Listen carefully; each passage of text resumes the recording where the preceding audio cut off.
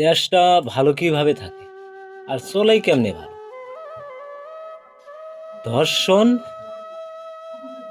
এবং নারী নির্যাতন, তিনটা দল, তিনটা বড় বড় দল থাকতেও বর্তমানে এখন যে চুটপাটের দল থাকতেও ধর্ষণ চলে। তো তিনটা দল থাকতে যদি ধর্ষণ চলে তাহলে এরা করে এরা কি?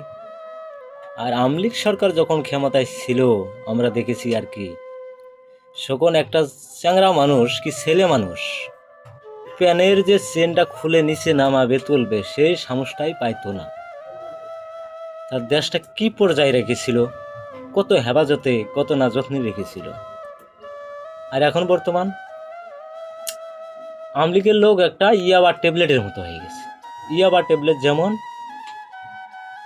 যদি শুনে যাওয়ার কাছে আছে, পুলিশ প্রশাসন হাবুসাবু কেমন করে ওর পাশাপাশি দৌড়ে, আওয়ামী লীগের পাশাপাশি দৌড়ে এরকম এখন বর্তমানে ওরকম দৌড়ায় ওরা। ধর্ষণ ছিনতাই গাড়ি হাবুসাবু এগুলা না পিছিয়ে দৌড়ে, খালি আওয়ামী লীগের পাশে দৌড়ে, ঠিক আছে।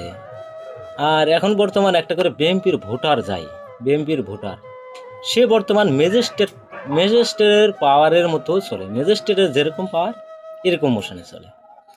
আর যাই একটু পদে আছে ওই আর কিরম ভাবে চলে, মনে হয় নিজেই মন্ত্রীর ছেলে।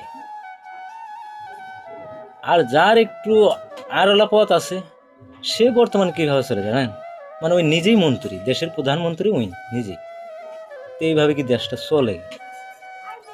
এভাবে কি দেশ চলার কথা?